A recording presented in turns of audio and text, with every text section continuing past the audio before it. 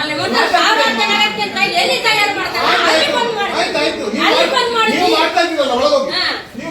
ಇದು ಒಂದೇ ಮಾತು ಪ್ರತಿಯೊಂದು ಬ್ರಾಂಡಿ ಬಿಸ್ಕೆಟ್ ಯಾವುದೇ ಆಗಿರ್ಬೋದು ಅಲ್ಲಿ ಬಂದ್ ಮಾಡಿ ಅದು ಲಾಭ ಉಂಟು ಸರ್ಕಾರಕ್ಕೆ ಅದು ಲಾಭ ಉಂಟು ಸರ್ಕಾರಕ್ಕೆ ನಾವು ದುಡ್ಡು ತಿನ್ನೋರಿಗೆ ಅದು ಬರೋದಿದ್ರೆ ನಾವ್ ಯಾಕೆ ಮಾಡ್ತೀವಿ ಅದು ಬರೋದಿದ್ರೆ ಜನ ಯಾಕೆ ಮಾಡ್ತಾರೆ ಅಲ್ವಾ ಅದು ಬರೋದಿದ್ರೆ ಜನ ಯಾಕೆ ಕಂಪನಿಗೆ ಹೋಗ್ರಿ ನೀವು ನಿಮ್ಮಂತ ನೂರಾರು ಜನ ಕೆಲಸಕ್ಕೆ ಕೂಡ ಬೇಕಾಗಿಲ್ಲ ಕಂಪನಿಗೆ ಹೋಗಿ ಬಂದ್ ಮಾಡಿದ್ರೆ ನೂರಾರು ಜನ ಸಾವಿರಾರು ಜನ ಮಧ್ಯದಲ್ಲಿ ಬಂದ್ ಮಾಡಿ ಹೋಗ್ತಿರಲ್ಲ ನಿಮ್ ಕೆಲಸ ಕೂಡ ಬೇಕಾಗಲ್ಲ